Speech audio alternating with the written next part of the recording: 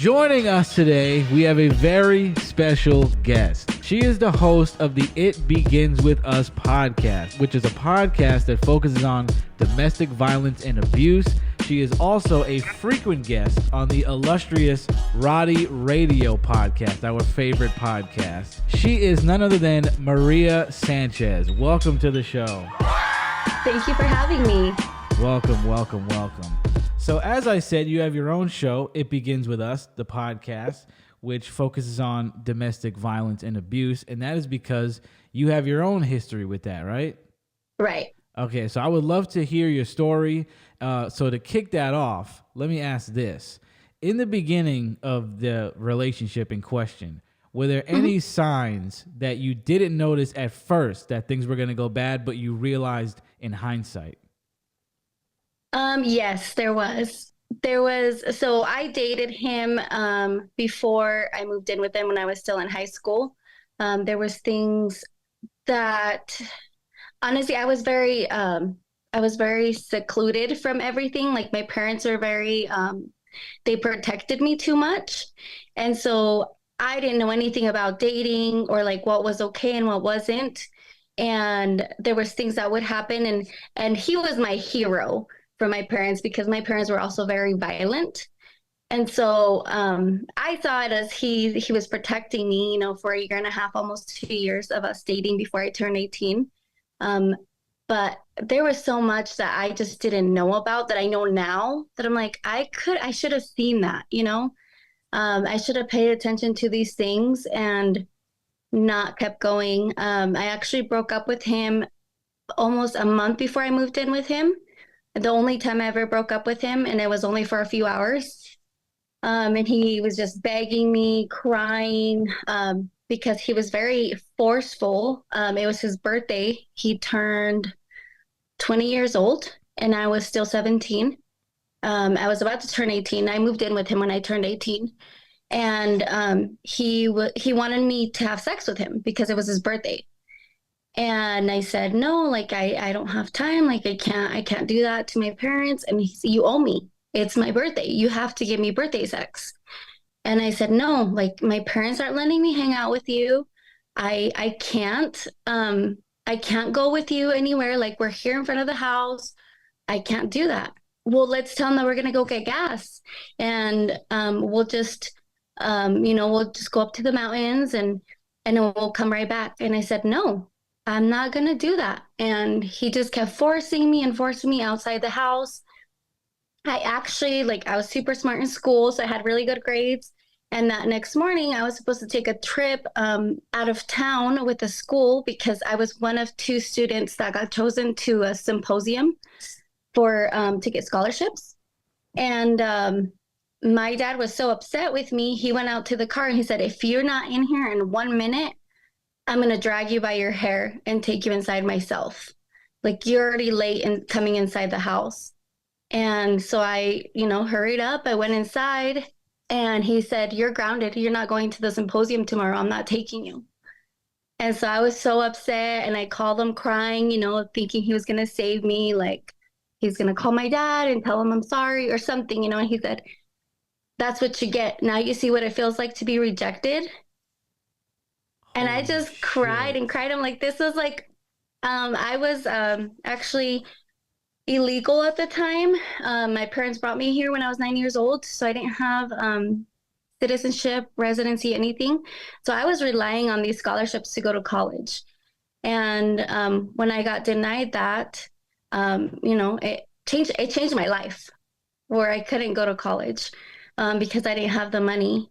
And so then he just begged me to stay with him. And the day I turned 18 and I was leaving my parents' house, like he said, you're coming with me. And I told him, no, like I'm going to move in with my friend. She's going to help me get a job at her workplace and we're going to live together. We can still stay together, And he said, you've never had any type of freedom. You're going to go wild. So I don't trust you to go stay with your friend. You're going to come live with me. And it was just very controlling. And That's the word I was thinking. So if you can like boil it down kind of to one word for the beginning of the relationship, it would be controlling, right? Yes. Wow. Yeah, and honestly, like I've been in more other controlling relationships that were worse than that. In other ways, because he still let me be me in a way. He wasn't like controlling like what I would wear, who I would talk to for the most part, just things like that. Because I was married to him for almost a year. I moved in with him, and that's when it all started. Like there was probably a month also before I moved in with him. Another red flag would have been he was playing video games with my brothers. He was playing Xbox, and I walked in front of the TV, and he lost. And I was about to sit down on the couch, and he just punched me like right on my shoulder so hard that he dropped me to the ground. I And was about 130 pounds. I would say I was a small girl. He was 6'2", 300 pounds. So he was more than twice my weight. And he just dropped me, and he said, "It's your fault. Like, why would you walk in front of me knowing that I'm playing a video game and you just made me lose?" and And that's I the didn't, first time he put his hands on you, right? yeah, yeah. And I didn't think like, I'd always heard of domestic violence, but it was like, they hit you with a belt, or they hit you on your face or things like that. And so I didn't take that as like abuse. My parents were super abusive physically. So I didn't see that as abuse. And my parents would always say, my mom especially, I hit you because I love you. I hit you because you did wrong, And so it was so hard like to think it wasn't my fault that I walked in front of the video game and he lost. So I believed it. And Right. then when I moved in with him, and he we I would always get on his iPod because it was like 2010, I believe 2009 and 2010 when iPods were a thing.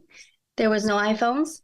Um, he he would let me get on my MySpace, and he had a MySpace where he had a picture of both of us, and um, one of the like you had your top 10 friends, and I was his number one top friend. Well, one day I got on and to check my MySpace, and it was on his profile. And I thought, oh, what the heck? Like, why did he change his profile picture? Is he mad at me? Like, I just started feeling all kinds of anxiety. Like, what happened? What did I do? And then I go look at his friends, and I'm not even on his friends list. And it's all these people I don't know. And so then I get on my message on the messages, and it's all these girls he was enticing for sex. Oh, And he was 20, almost 21 years old. They were 14 and 15-year-old girls, all of them. holy shit. Yeah.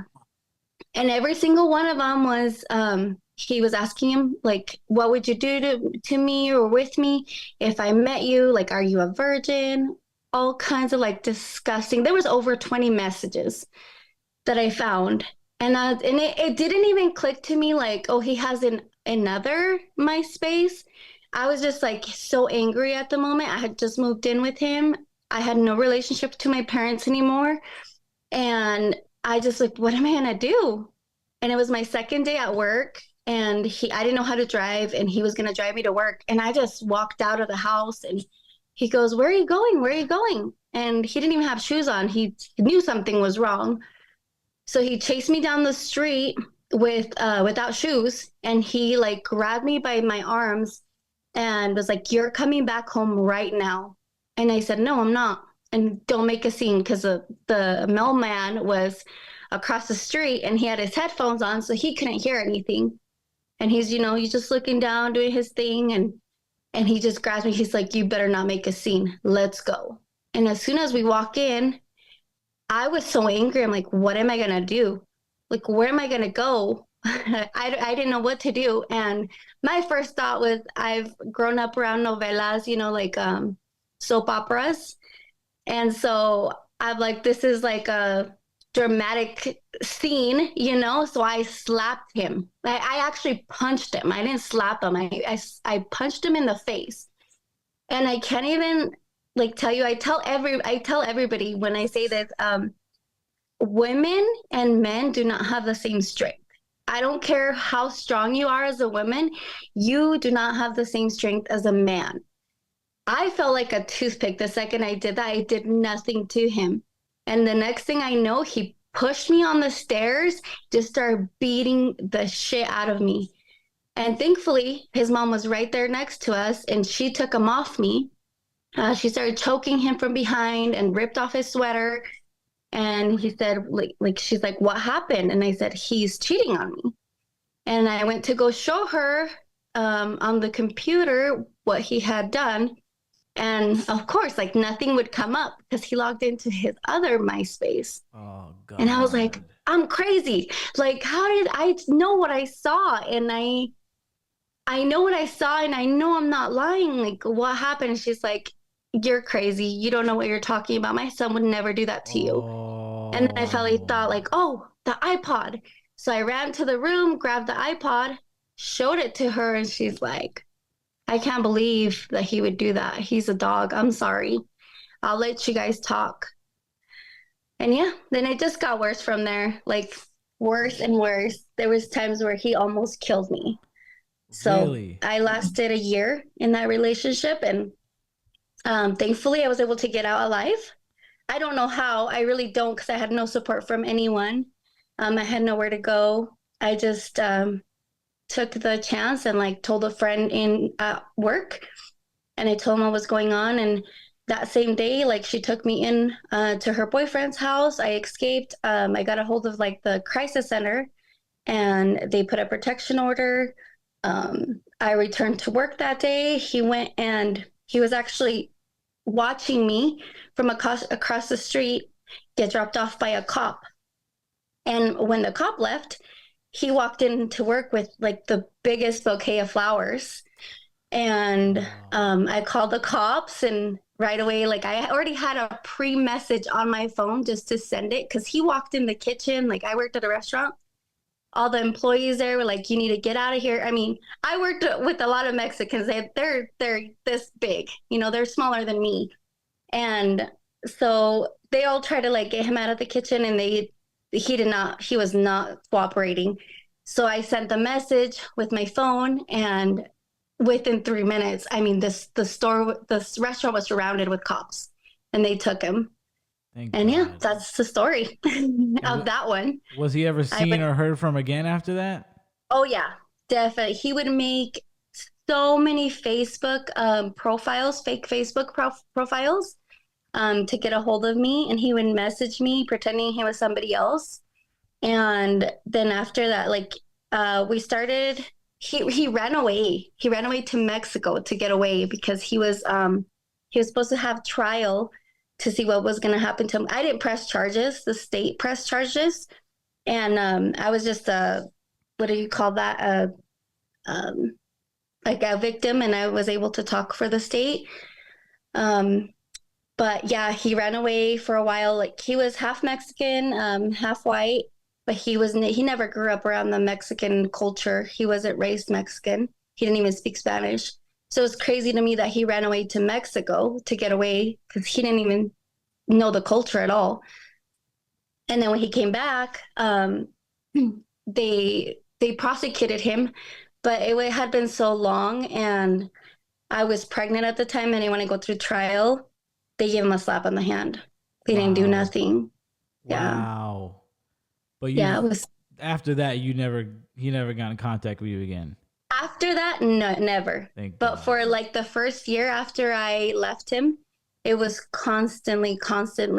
I actually was working with an officer, and like they put like a bug on me so that they could hear everything he was saying because it worked against him because we had a protection order. Mm-hmm. And he would call me from Mexico and tell me stories and how he was going to come back, to please forgive him, to get back with him, to like just go to the court and say that I lied, that I was going to get a small fine, that he would come back and apply for my citizenship since we were married. Bruh. He was what is that called, like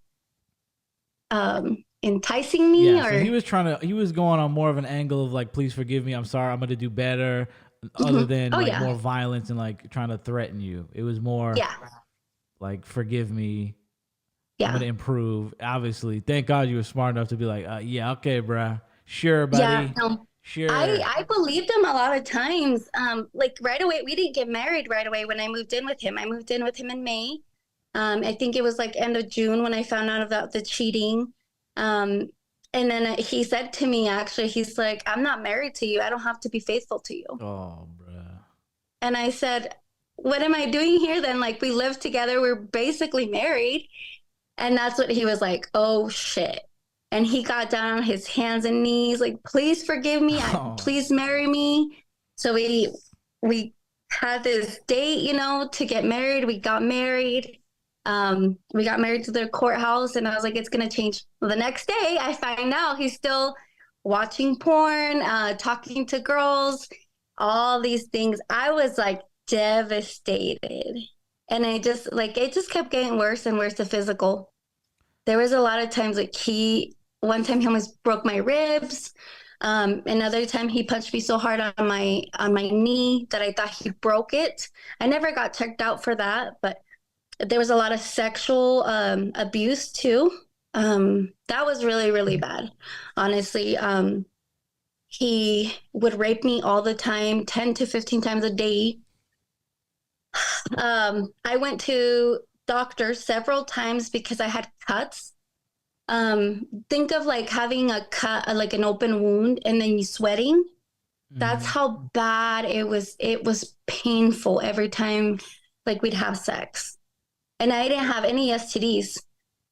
He just was forcing me to have sex with him so many times. There was one time right before I left him that he would force me to give him head at least, 2, 3 times a day. And this time I was like, no, like, leave me alone. Please leave me alone. And he forced like my head on him, and he opened my jaw. And when I went to go close, my teeth bit on the very tip of him, and he threw me on the floor and kicked me in the ribs. Yeah. Holy shit. I don't even know what to say. That is absolutely insane. Oh my Well, God. I think it had a lot to do with I had no support system from anybody. I had a really bad childhood, and he knew that, so he was able to take advantage. Yeah. And yeah, I had nowhere to go. And like you I said, really am lucky. your upbringing was tumultuous as well. So it's not like you had kind of a foundation to be like, wow, no, this is not how things are supposed to go. So Yeah, he was, he kind of got lucky in that regard where yeah, you didn't know what was yep, what.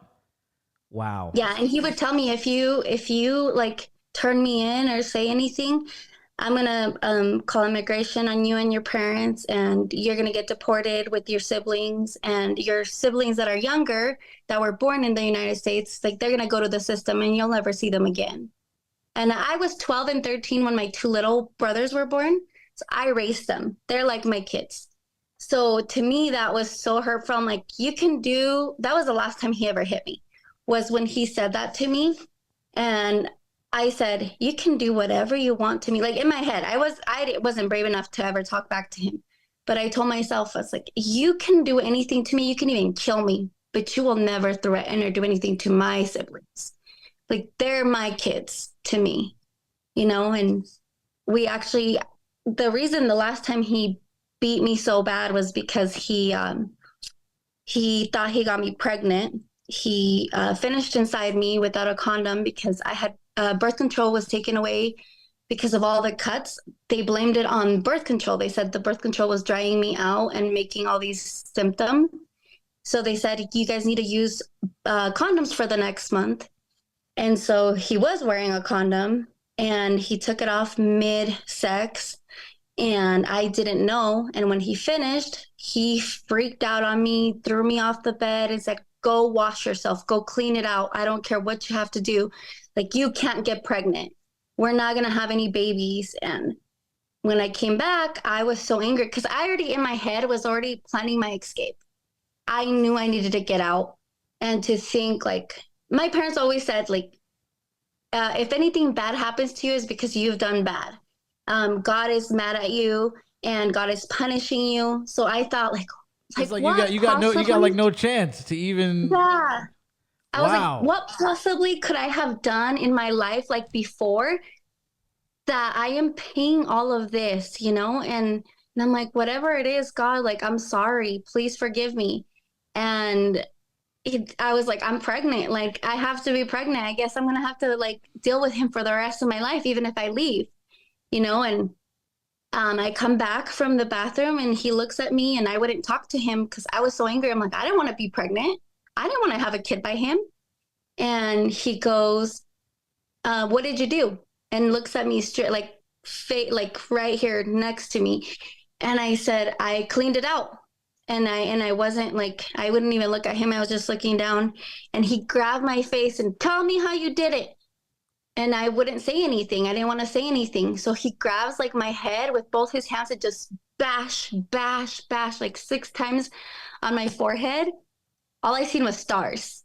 He hit me so hard that there was a bruising right here on my forehead. And his hand marks were on my neck. He threw me off the bed. And then I was crying. I was trying to cry loud too, so people could hear downstairs. Like, we lived with his family. He grabbed a dirty sock and shoved it in my mouth so you couldn't hear any sound coming from me.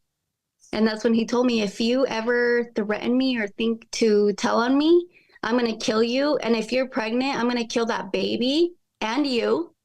And I'll throw you out on the street. And that's when I was like, I have to leave. Like, I cannot stay here any longer. He's going to kill me. And if he's willing to kill his own flesh, why wouldn't he kill me? And yeah, that was the very last time he abused me. That was the final. So that's when you called your friend and made the move. Yeah, I didn't even call her. I was at work, and I told my new coworker, he's actually my cousin. I told him, hey, I need to leave early. It was like the first week of work there, and I had my other friend's phone number from my old job. And he said, I can't let you leave early. Why do you need to leave early? And I said, well, I have this situation at home. He's abusing me. And he's like, I don't need to know more. Go ahead, leave. So when I was leaving, it was 15 minutes early before work. We were closing. And I was walking out the back door, and I seen him walking out the front door. It had double doors. I just ran as fast as I could. I don't think he saw me. He was like looking down at his phone when he was walking in. And I hid behind bushes at the bank next door. And I called my friend from my other job and I said, hey, can you please pick me up? I need to get away from David. And she's like, I'm in, the next town over. Call this friend. She can pick you up so you're safe at her house. And then we'll pick you up from her house. So I did that. And within half an hour, he realized, like, she's gone. She's not here. And he was freaking out on everybody at work. Like, where's she at? What did you guys do? Where did she go? Like, let me talk to her. I got at least 10 phone calls threatening me with voicemails like, where the heck are you? Like, I'm going to kill you, you bitch. Messages after message after message. Then by 1 o'clock in the morning, so that was at 10 o'clock at night. By 1 o'clock in the morning, I was like, baby, please come back. Please forgive me. Yeah, dude. pictures of us with songs and everything. That was probably the biggest evidence I had against him. Was the other than the voicemails and bruising. stuff? Yeah. Yeah. I So mean, that's clear evidence right there. In his own voice, his own words. Yep. Beautiful. Beautiful. Yeah. So what? Yep. How easy was it? Because you obviously got a divorce, right? Was it you could just get a divorce in that situation, no questions asked? No. So I was actually trying to get him like in trouble because I knew he was doing drugs. And back in 2010, like weed wasn't a huge thing. Like, it was still very illegal. In Idaho, it's still very illegal. But it wasn't a big thing. Like, you still had to hide it. You couldn't be like proud that you smoked weed. And I knew he was smoking weed, and I'm like, he's gonna get in trouble, and like the judge is gonna just sign the papers.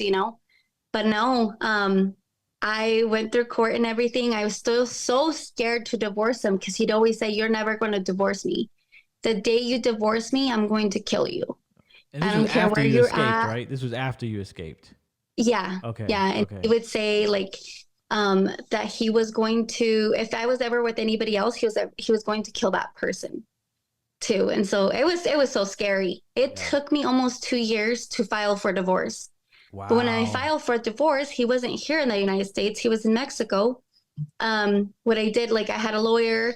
It wasn't, it could have been easier. I probably could have done it alone. There was nothing like we didn't own any properties, no debts, nothing. We didn't have any kids. It was the easiest divorce ever.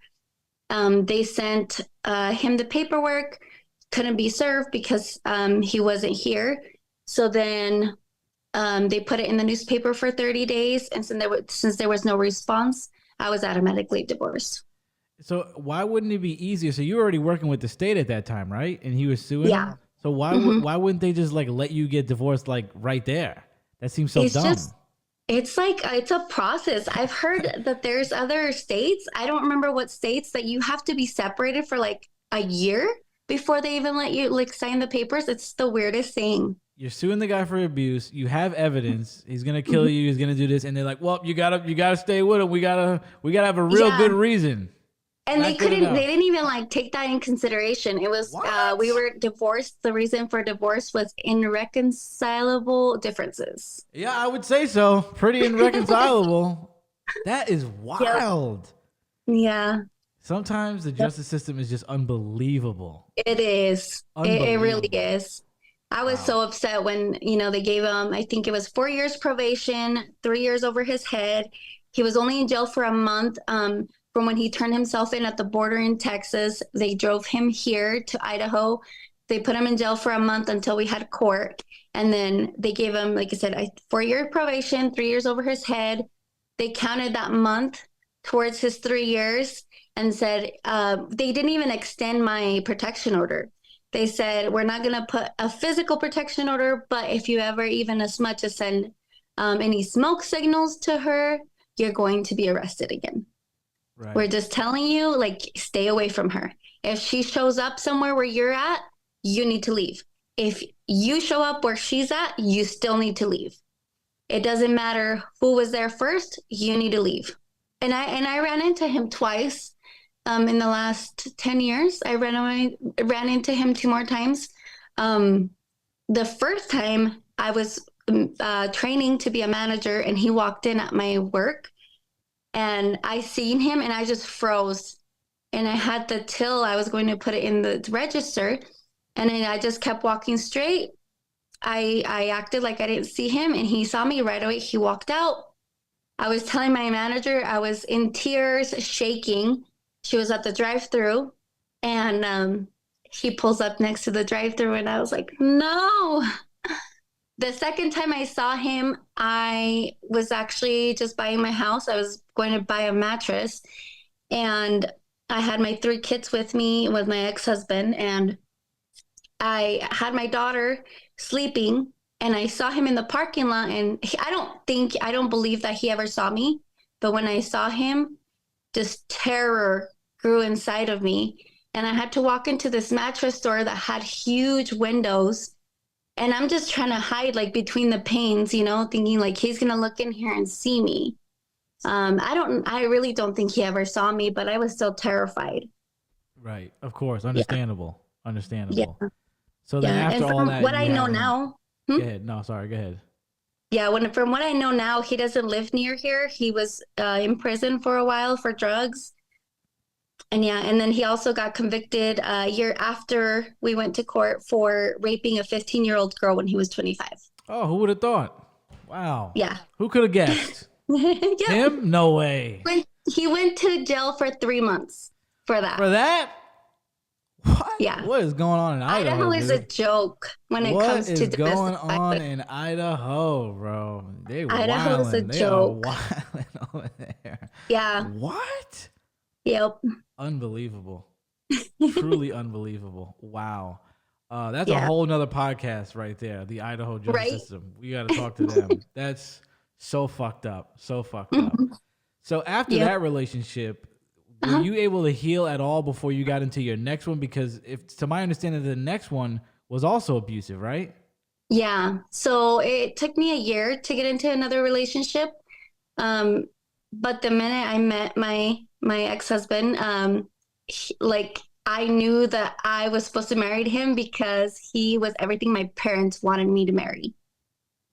There was no physical or sexual abuse with him. It was all mental, emotional. Really? So I it's on was the married other for end of 10 the years. spectrum. Okay. Yep. Yep. And had 3 kids. And it was just, like now talking about the red flags, I wish I would have known right when I met him. The first day I met him, actually, we were at dance and he went up to me. I was with a friend and he asked my friend to dance with him. And I was, single, just loving life, living on my own, had an apartment, had a good job. I was just living like my best life. And I didn't think I've always known like I'm attractive, um, there's nothing wrong with me. But this guy comes up and asks my friend to dance. I didn't think absolutely nothing wrong with it. And she said no. So then he turns to me and asks me to dance. And I was like, yeah, like I'm just here to dance. I don't care who asks me to dance, whether you're ugly or good looking or I'm a nice girl. I dance with everybody because that's what I'm here for, to dance. And we started dancing, and then he started talking to me. He liked me a lot. We kept talking for like 2 weeks, and then he says, "Do you remember the first day I saw you? Do you believe in love at first sight?"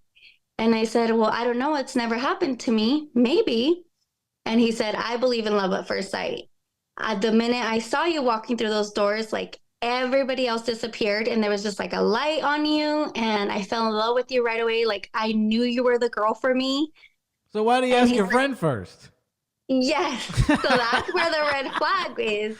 He said, "Do you remember that I asked your friend to dance with me first?" And I said, "Yeah." And he said, "Do you know why I asked her to dance first?" And I said, "No." And he goes, "Because I wanted your ego to go down. I didn't want you to think that you were all that. So I wanted you to think that she was prettier, better than you." Even if you think that, why would you say that? I know. I'm like, if I would have known now, because our whole relationship, the whole 10 years, it was always like, I'm better than you. Like, you're not all that. You're not great. You're a bad mom. You're not a great person. You're not very pretty, just like always pushing me down all the time, the whole 10 years. Wait. So he said that to you 2 weeks in before he even started to date you? Yes. What did you say? I didn't think it was a red flag. Like, I was just like, whoa, well, that sucks that she said no. Wow. And he's like, "I really wanted to dance with you though." I was just like, that was kind of dumb of you to do because I didn't think, that you thought she was pretty or anything because you asked her first. Yeah. So then he's like, I know who I am. I'm confident. So then he's like, "Can we be boyfriend and girlfriend now?" Yeah. Right. So you start dating him and then you marry him, and then it's 10 years of that, of him just putting you down and trying to make you feel inferior. And did it work? It did. Yeah, it did the whole time. Like I thought like I'm not that great. There were so many things all the time, and until I started seeing, like my kids started to see it too. My kids started to say things to me that I was like, this isn't okay. All the three kids are with him? What was that? All the 3 kids are with him? Yeah. Okay, go ahead. I don't want to interrupt, but I just wanted to clarify. Yeah, and so I know there was the first time I thought about like, I'm really like, this is it. I have to get divorced. Was my daughter was 5, shooting the middle one. And he had never bought me a gift in the whole 10 years. Like he bought me flowers and a cake the day I moved in with him because it was my birthday. It was my 19th birthday. Sorry, my 20th birthday. I left my ex-husband right before my 19th birthday. I moved in with him on my 20th birthday, the day of my birthday. So he bought me a cake and flowers. From that day forward, he never ever bought me anything else. There was no gifts, nothing. I would go all out for Christmas and for holidays for his birthday. And he never bought me anything. Even our first Christmas, when we had our daughter, I bought him a big gift, and I didn't do anything for my daughter because I was like, she's one, she doesn't understand, she won't remember that I didn't give her anything, but I did for him. Um, and he just never did anything for me in return. And it was so sad to me. I'm like, why do I go all out for him and he doesn't? So the second Christmas before I divorced him, I said, I'm not going to get him no matching pajamas, no gift, nothing. I'll just go all out for my kids and not do anything for him. Well, my kind heart like can't do that. So the day before New Year's Eve or Christmas Eve, I went out and I bought him matching pajamas, and I still bought him a gift, and I put it under the tree. Well, when my kids were opening gifts, they all give everybody their gifts, and they're all getting ready to open gifts, and they're like, "Oh, Dad, here's yours." And then I see there's still nothing under the tree for me. And I've made this clear to him, like, you never do anything for me. Why? And so I go into my room, I leave them opening presents, and my middle daughter, she goes into the room and she goes, Mom, how come there's no gifts for you under the tree? Like, were you naughty all year? Is that why Santa didn't give you anything? And I just thought, like, how harsh is that? My 5-year-old can see that. Yeah. Yeah. And I was like, I can't let them think that this is okay to grow up this way, to have a relationship like that. Yeah. And he belittles me all the time in front of them. In front of them, and they do it. Mm-hmm, yeah. Wow. So yeah, I thought I was gonna get divorced that year. It didn't happen. I didn't have the courage to tell him. Then a year passed, and it was when my business was starting to take off a little bit. Sounds like a good time to do that. Good idea. Yeah. So I was like, I'm gonna need some extra income, and like, I didn't think at the moment that that's what was gonna make it happen. But the day I sold out, I was completely sold out. Early in the day, he came home from work, and he didn't go over there to see, what I was doing, because I would set up in front of my house in the yard. And I called him and I said, hey, come out here. Will you come help me? And he's like, what do you need help for? And I said, come help me. I'm already done. And so he goes out, 3 cars pull up trying to buy from me. And I said, I'm sorry, you guys, like, we're sold out of everything. Like, come back tomorrow. And he's helping me. And I had bought this small little, what do you call it? Like change box, like a money box from Walmart for $20. And I'm walking inside the house with it while he's carrying like everything else. And he goes, what is that? And I said, what do you mean? It's the cash box. And he goes, it's not like you're an entrepreneur or anything. Why would you buy that? You don't see it's full? Sold out, bitch. What the hell? instead of being like, congratulations, like, I'm proud of you.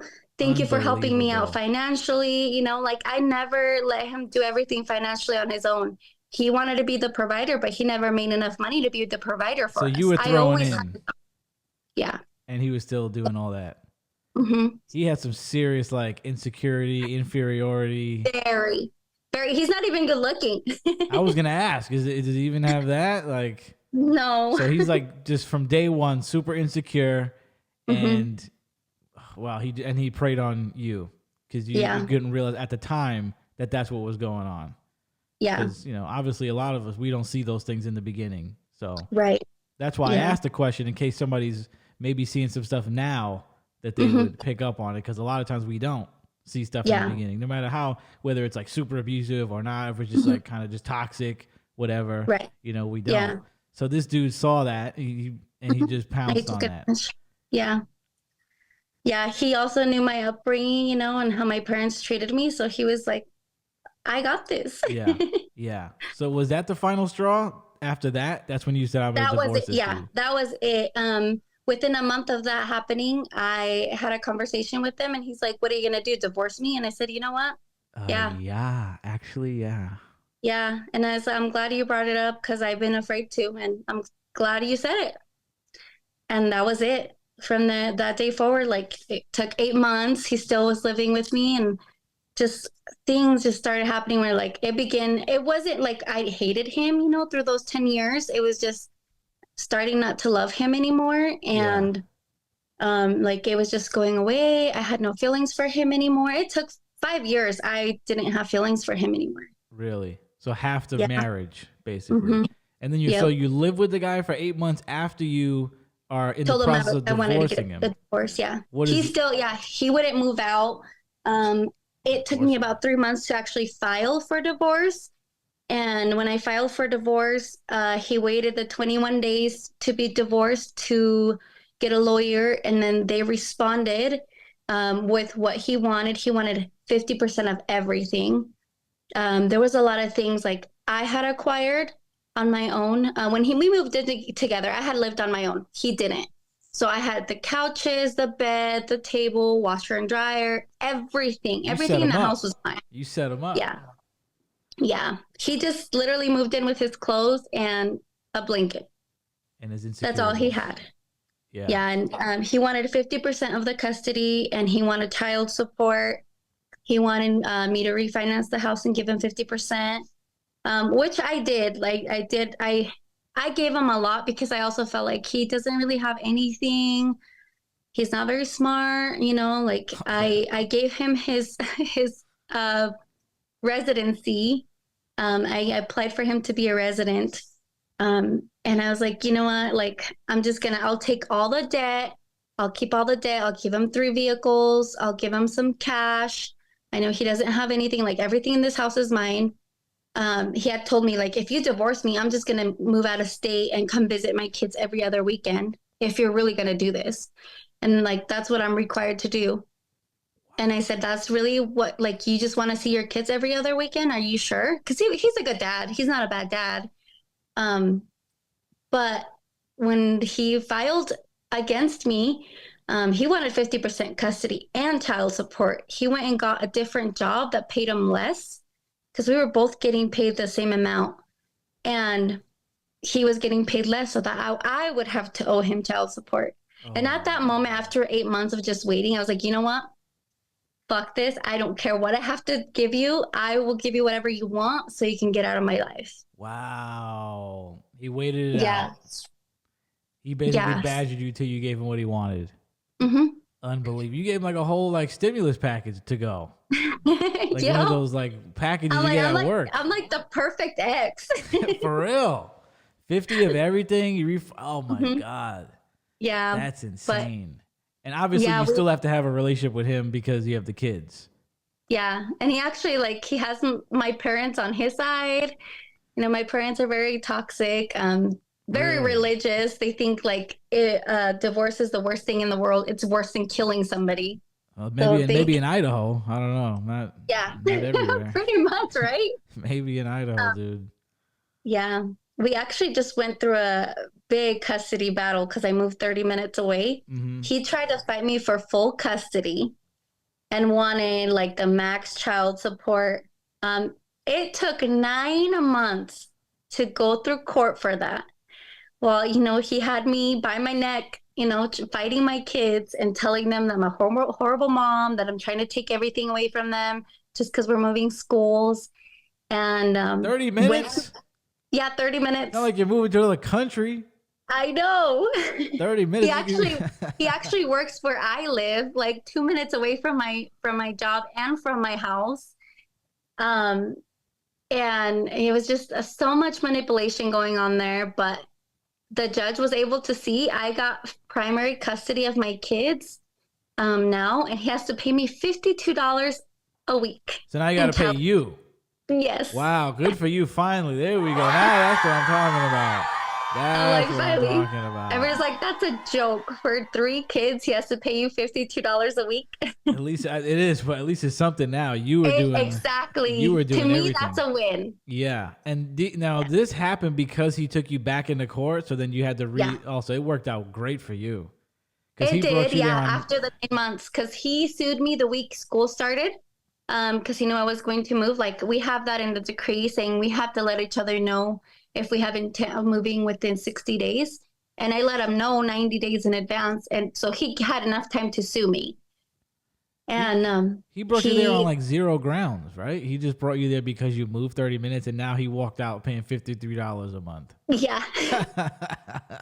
That's what you get, dude. He had it. He had it good. He had it set up. He had it made. He did. Why would he you? totally even... did. Some people just can't keep it quiet. They can't just chill. Yeah. Now he's all like bowing his head down every time he sees me. When you gotta do the switch, when you gotta do the handoff. Yeah. Oh, yep. Wow. Yeah. So then once you get out of that relationship, like does the trauma from both of these affect you in relationships to this day? Did you get into a healthy relationship after all that? It has. I've done a lot of counseling. I've been in 2 relationships. The very first one was right after I got divorced, 3 months after. But I started seeing the red flags right away. And that relationship, I was like, no, I got to get out of this. What did he do? He was controlling. Okay, so you already seen that. He was super nice, helpful, supportive, all of that great stuff. He was always giving me like flowers and doing nice things for me. But then but that didn't make up for him always wanting to be with me. Like he'd go to my nail appointments. He'd go to my lash appointments with me. He didn't want me to be alone ever without him. On you. Damn. Yeah. Southern. And he pretty much moved himself into my house within 2 weeks of dating. What? Yeah. And I was like, I still didn't have a voice at that moment, I was still like, oh, I don't want him to feel bad. But now I don't give a shit anymore. I'm if I feel a certain way, you're going to know. There you go. My boundaries are my boundaries. I'm gonna make them known. Absolutely. I'm not afraid to speak up anymore. Absolutely. I got in a relationship over a year ago with somebody else. It was for about a year. For 9 out of 10, it was a really healthy, good relationship. There was just some non-negotiables, that I was like, sorry, unreconcilable. Not gonna do that again. And I got out right away. Did it hurt? Hell yeah, I did. And I still hurt sometimes about it, but I'm just I'd rather walk away from something that it's not going to serve me than stay there and then talk about all these horrible things that happened to me, that I let happen. Exactly. So, yeah. Well, I'm very glad you came out on the other side and you're doing well. That's beautiful to see. When did you start to come out and tell your story to the public? Did you start with the podcast or were you doing things prior to the show? A lot of people have known about my first, with my first husband, within the years. I think it took probably over 5 years to start talking about it. Family and friends knew about it, but it wasn't public. And then when I got divorced with my first husband, then I started talking about it more publicly.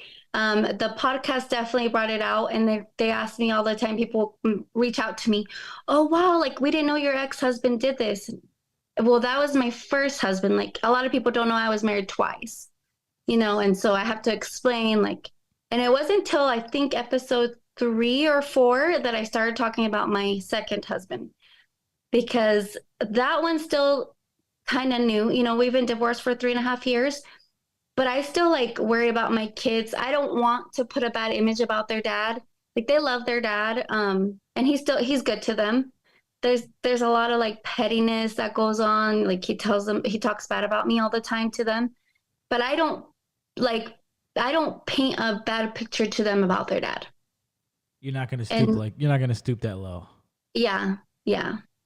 Nice. So so now it's been said, some things have been said on the podcast about my second husband, but with the first one, I'm not afraid, especially where he's not here. I still think about it. I'm very protective of who's my friends on Facebook or Instagram. I don't just add anybody. I'm very protective of that. What things I post and stuff like that. A lot of people from that town where my first husband was from have reached out to me wow, we knew it was bad, but we didn't know it was this bad after they listened to the podcast. Right. So has it been therapeutic for you to start the show? Was it your idea to start the show, or did it kind of? I don't know. So I've been friends with Rod for over a year, almost 2 years now. And I've been on the podcast with him a few times. We've talked about red flags and dating, things like that. And then I told him, hey, my friend, so I'm one of the hosts on the podcast, but my really good friend, one of my best friends, is also the host. She's the one that started this domestic violence business that she's doing. It's a nonprofit organization, and we're wanting to open it, and we're thinking like, how are we going to do this? Like, where are we going to start? And I said, hey, like Rod has a podcast. He always invites people. I've been a host with him lots of times, helping him out. I think it'd be great to have like, the information out there for us to all go, everybody on the board to go and him meeting us and put our story. So we did. And then Rod thought about this, like, hey, like, what if we start doing more podcasts about domestic violence? I think it would help out a lot of people. And so, yeah, it's kind of all three of us. He's the one that, what is that called? Produces it? Records. Yeah. He records everything and cuts it and makes it look pretty for us. Yeah. So we just talk and we invite people, and it's been great. What's the reception been like? A lot of people reaching out? Yeah, especially in the beginning.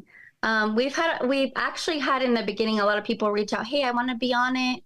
And then as soon as it comes down to it, they back off a lot of times. Like they're scared. Yeah. Because of their abusers. We've made it clear, if you don't want to be on camera, we don't have to be. You can block out your voice, like have change your voice, or have you on the phone, things like that. So that way, like people don't know that it's you. Right. So. Good idea. Yeah. I think it's a great platform, like it's stuff that people should hear about. It's stuff that some people may not even know about. One thing I thought was insane. Okay. I never even thought of something like this. I was sitting in church one day, and it was when they were doing the test for the iPhones, like 2 years ago, where the iPhone would like ring an alarm. No matter if, I think sometimes it didn't matter if the phone was off or not. And I was sitting in church, and the reverend said, hey, just so you guys know, they're going to do the iPhone thing. So if any of you guys have two phones, if you guys are going through abuse and you have two phones, just so you know. And I was like, what? Like, it's just something that I've never seen anything like that growing up. My parents were never like that. So it just like blew my mind that was a possibility. I was just like, holy shit. Like people really have to survive like that. Yeah. Like that's a thing that you have two phones, and God forbid somebody doesn't know that's going to happen. That could be just detriment, just horrible, catastrophic, truly. Yeah. So that really exposed me to like, what's really going on in terms of domestic abuse. I mean, I knew it was a thing, obviously, but just that like really drove it home for me how serious it could be. You know what I mean? So I think it's fantastic you guys are doing a podcast about it to really raise awareness and share your stories. Yeah, I think honestly it does help a lot because a lot of people don't know where they can go get help, or that there's other people going through it, or what actually is abuse until you hear about it or you talk about it. And there was a lot of things I didn't know that I was being abused even after I left. I had no idea that he was financially abusing me. Like I worked and he didn't work. He went to college and I paid for his college. At my job, I worked at a deli. So during my hours at work, we would get a 15-minute break. And so everybody would go sit at the deli, like the little area where people would sit and eat. And I would go get a Sobe and like some cookies or something. And I'd spend, $2-3 on it. And when the first statement came out and we got it in the mail, he goes, why did you spend, $1.87 and then $2 something here? And I was like, oh, because I got a Sobe during break, and I got a cookie or whatever. And he's like, why are you spending money at work when you're supposed to be making money? We have water bottles at home, and we have Crystal Light. You can use a little Crystal Light packet and take it to work. Hit you with the we got that at home shit? Oh, hell no. And you should have said, what? Take it away to college. Yeah. Take it away to college now. You're right. I wasn't allowed to spend my own money that I was making. Wow. My man hit you with the we got McDonald's at home. We weren't even paying bills to his parents, like I'd buy groceries for them. And that was pretty much like the payment for me being there. But We didn't pay any bills. I think I remember their mortgage was like $300 a month. So they didn't have very many bills either. So it was insane. But he was allowed to spend like on video games every time like a video game came out. He got like the new Xbox when it came out. We got the Wii the year that it came out for Christmas. Yeah.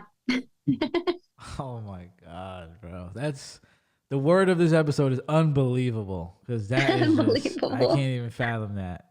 Yeah. And see, and I didn't realize for years, I mean, I was already divorced, had been divorced, I already had kids with my second husband when I was talking to a friend about it. And I was like, yeah, I remember when he told me like I wasn't allowed to buy a Sobe A cookie.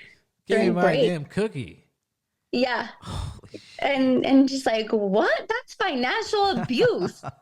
And I yeah, was I like, mean, what? Really? that's the great thing about your platform is that you can spread awareness about the different types of abuse that there is. There's so many different Yeah. types. You know, like you talked about Yep. the guy that just wants to spend every second with you. I mean, there's just so many little nuances Yes. and Yeah. And I'm glad, like in that relationship, like I'm glad I already knew all the red flags, but I yeah. also was like, "Oh, but it feels so nice, that I didn't have all of this before. And now that I do, it feels so nice. It was kind of hard to let go, but at the same time, I'm like, this isn't healthy. You knew it This was is only not going to what I get worse want. after that. You knew it can't Yeah. get better. It was only going to get Yeah. worse. He was going to want Yeah, so to do I had my more. three kids, and I had my own house. He didn't have his house. He lived with his parents, and he didn't have any kids. He was a couple years older than me, had never been married, and like I said, and within 2 months he starts moving in with me. He wasn't allowed to stay there when my kids were there, and then like slowly, slowly, just started pushing himself in. Within 3 months, he was staying there all the time, and he really wanted kids right away. And I said, I'm not gonna have kids. Like, did you not see like how my custody battle was with my divorce? Like, I don't want to go through that again. And I said, I'm open to the option of having another kid one day maybe, but not right now. Mm-hmm. And he would take my birth control out while we were having sex sometimes, and he would be like swim, little swimmers, like, go Hell no, swim. you gotta swim the fuck out of here, bro. That's wow. What? Yeah, Took out. I that's when never I was heard like, of that. That's crazy. yeah, I'm like, why? Like, why did I not leave the first time? He did it at least 3 times. One time he came home, like he had gone out with his family, and he came home and he's like, why can't we just have a kid now? And At I four said, months. I'm telling you, like I have a timeline, and this is not, we're not in the timeline. I need to get to know you like well enough to know I want to have a kid with you. And he's like, well, everybody keeps making fun of me because I'm 33 already and I don't have any kids. I've had serious girlfriends and you have kids. So obviously you can have kids. But they're That telling ain't me my my thing problem. doesn't even work because I can't even get you pregnant. That ain't my problem. Yeah. That And ain't I'm my like, problem. well, I would then go have a kid with somebody else because you're not going to have a kid with me. And just, yeah, like controlling things that like I wasn't even allowed to go with that was one of the last times I wasn't allowed to take my kids with my best friend and her kids to go to the trampolines. He wanted to tag along, and I was like, I can't even have a conversation with her. I haven't hung out with her in over 3 months Yeah. by ourselves. Like, we don't ever go do things anymore. I haven't seen her in over 3 months, and we're trying to like set up a kid date, and you want to tag along? Like, I'm sorry, but Nobody we're likes gonna that. go alone. So Nobody he likes like that. slams the door on the car. Like, I can't believe you're embarrassed to take me. You don't want to hang out with me. And Bruh. I was like, sorry. I'm sorry to hurt your feelings, but I'm No. not gonna take it today. No. And then he goes in the house and slams the door on the house, and I like was scared to come home that day. Slammed your door. Slammed My your door. door. Yeah. The Yep. balls. The balls. Yeah. And I was like, oh yeah, I really need to get out of this. It took me about a month when I was like, okay, I have to get out of this. Like, I can't stay here. And Yeah. then just more things until one day I was like, you know what? Like, oh, we're done. Like, my birthday's coming up. I don't want you to get me anything. I don't want you to like be more attached to me. Like, we're done. Like, we're done. And he Good. just came up with like more reasons to come over, to call me, to text me. And I'm like, dude, there's nothing between us anymore. I'm sorry. Yeah. We can be cool. Like we don't have to end things bad, but he made that impossible Yeah. Sounds it. because he was just always wanting to be there. And I'm like, nope, you don't understand like friendship between. Yeah. So yeah, I was like, I just had to cut dry everything, block him on everything. Good And move. yeah, Good move. yeah, I'm getting better. I'm getting a lot better I at would this. say so. I would say so. Yeah. Sounds like it. Yeah, What kind of resources yeah. are there for people who are going through similar situations? Well, so our team is like coming up with people that do counseling for us. We haven't opened our doors to anything because we don't have a building yet, but we want to open like a 24-hour shelter where people can cut when, families or moms or whatever, even men that are going through domestic violence, that they can come stay for a certain amount of time. We can help them get a job if they don't have a job. Because honestly, a lot of the domestic violence that happens is like abuse where especially women don't have a job or don't have anywhere to go. They don't have finances, so they're stuck. They feel stuck. So we want to give that option where they can come stay, and then get a job. We're trying to open up like a coffee shop where they can work at the coffee shop and earn some money, and then be Beautiful. able to get out in like the work field, so we can Beautiful. give them some experience. That's Yeah. wonderful. And Great. just having somebody to talk to right now, that's pretty much what we're at, where we are, is just having somebody to talk to, Good. um figure out some different things. Like we've joined forces with a lot of the other places that also do shelters or help out families or women or men, um where they can go, since we don't have anything open yet. So Great. yeah, we Fantastic. can see that on the podcast because we have the last I think it's not out yet. It's episode 5. I believe it's gonna be today's Monday. It will come out on Thursday. So that one we talk a lot about like what resources are out there. Beautiful. So yeah, Beautiful. And you said you're a yeah. business owner, right? I am. What kind of business? So I have an aguas frescas business. Do you know what aguas frescas is? No, it's like it's like juice, right? Or like Yeah. smoothie. Yeah, yeah. Yes. Also, you're the Yeah. one that owns the smoothie shop that Rada uses or used Yeah. in podcasts. Oh, that's Mhm. great. Awesome. Yeah. And how long you been Yep. doing that? So like, I've been doing it for 2.5 years, like full time. So I left my job 2 years. Hold on a sec, my kids are here. Hey, what? Be quiet, okay? Because I'm on a podcast. They just run in the house and loud and everything. No problem. Um, so yeah, I've been doing that for 2.5 years, full time. I started before I got divorced. It started a little bit, I did a lot of catering, and then within a year, I had a trailer after I got divorced, and then I did the trailer for 6 months, and it went so well with the trailer that I was like, I have to get a permanent location. Wow. So you built yourself up. That's wonderful. Yeah, That's yeah, it was amazing. super quick. Everything was really fast. The economy was doing really good. Right now, it's kind of crappy, but we're keeping, we keep going, and we find out different ways to keep business going. My brother just started doing tacos inside my shop because it was only drinks before, so now we have a restaurant.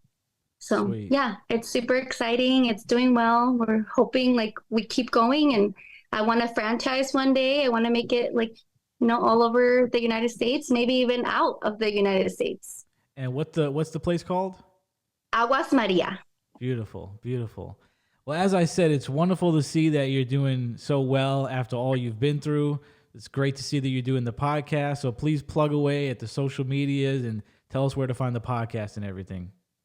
Yes. So the podcast is called It Begins With Us. You can find it on YouTube, Spotify, and on Facebook and Instagram. There you go. Yeah. Thank you for And your our time. and our page is also called 1614 Revival Foundation Inc. So follow that, and it will give more updates on like what's going on, and how we're growing the nonprofit. Thank you very much for your time.